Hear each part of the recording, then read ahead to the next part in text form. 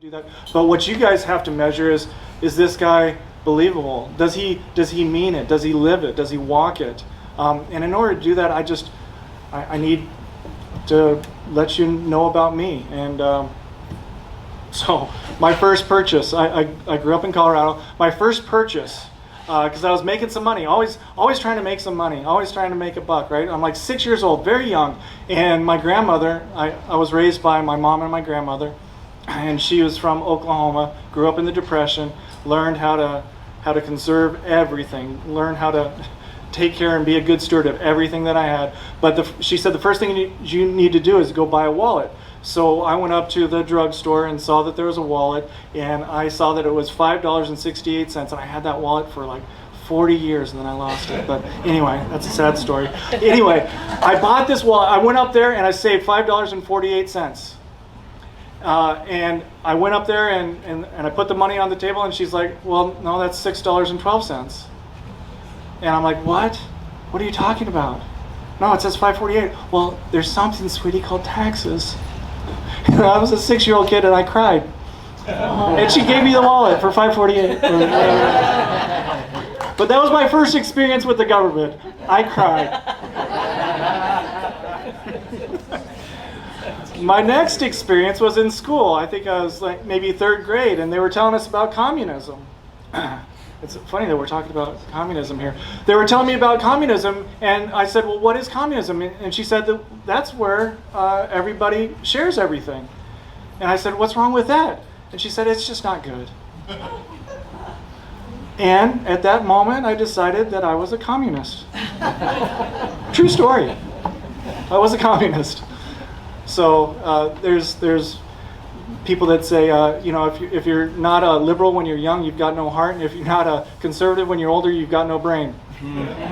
I'm just thankful that I was very young when I was a liberal, when I was a communist. So just for the record, if anybody tells you he used to be a communist, you can say, yeah, he was.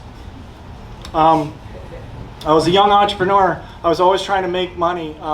Found out how to make lollipops. Next thing you know, I'm in 6th grade and I am making bank. I've got kids coming to me because I've got all these lollipops, and they're coming, and I'm making all kinds of money. It was fantastic until the government shut me down. Seriously, it was a school, but in my mind, that's the government. The authorities came and shut me down. So, always had a mindset of making money and just enjoying the freedoms that we have here in America. If you can think of something, you can pursue it. I love the freedoms that we have. Truly in my heart, deep in my bones, I love the freedoms that we have. I also grew up in sports. I wrestled through high school and through college. I was lost during a lot of those years. Just lost. I don't know what else to say. So again, it's almost like, where's all your dirty laundry? Let me tell you about the skeletons. These are the skeletons. Let's just get to know each other right away, okay? I got stuck in all kinds of things. What I was trying to find to do is meaning in life. I was trying to find what is the purpose in life. And I was going through drugs. I was going through everything that the world had to offer. Drugs, fighting, stealing, cheating, to extremes. That's the best way I can describe it, just two extremes, because I'm trying to satisfy something in my heart.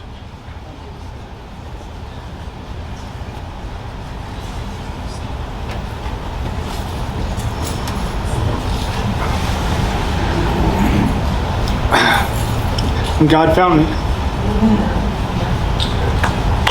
Amen.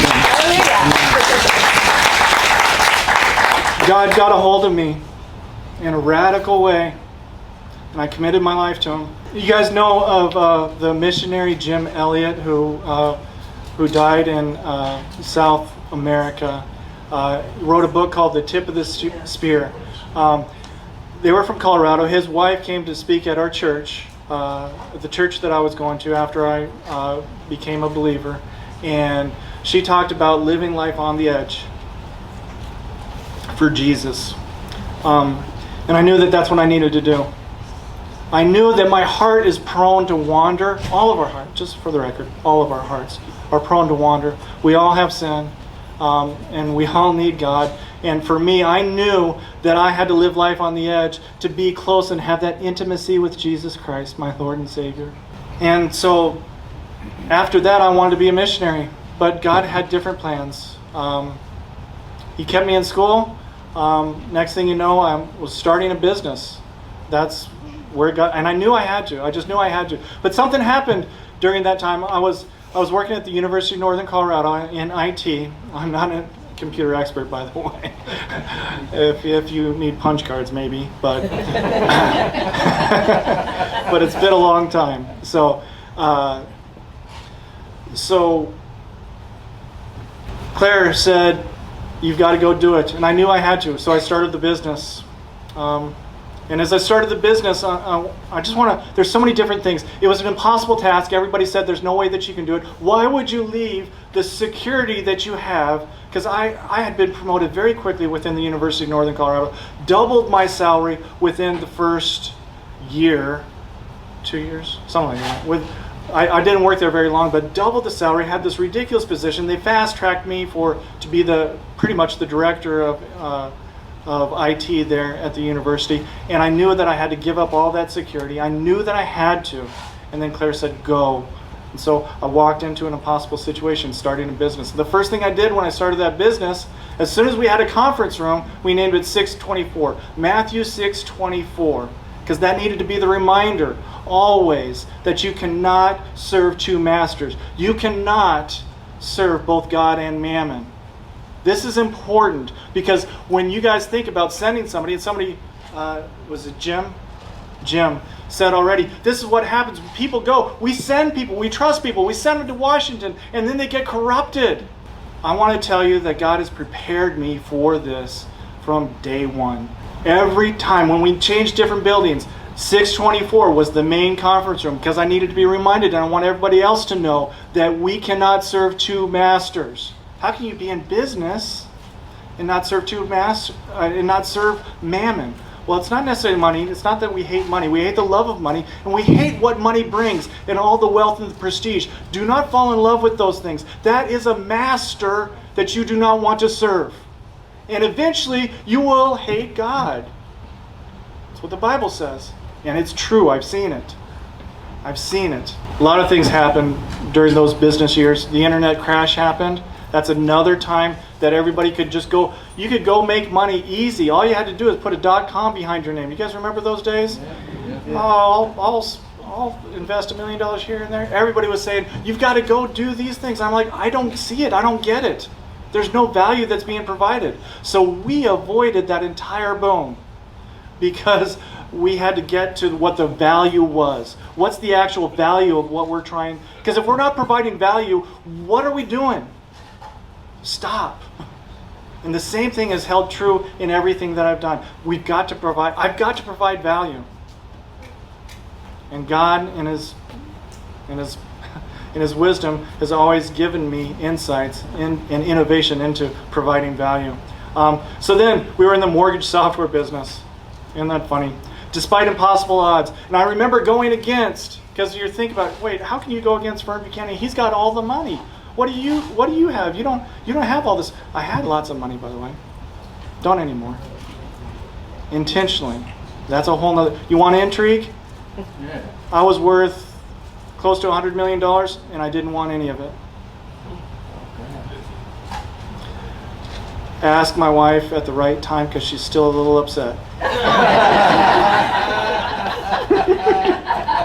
Just give it another week or two.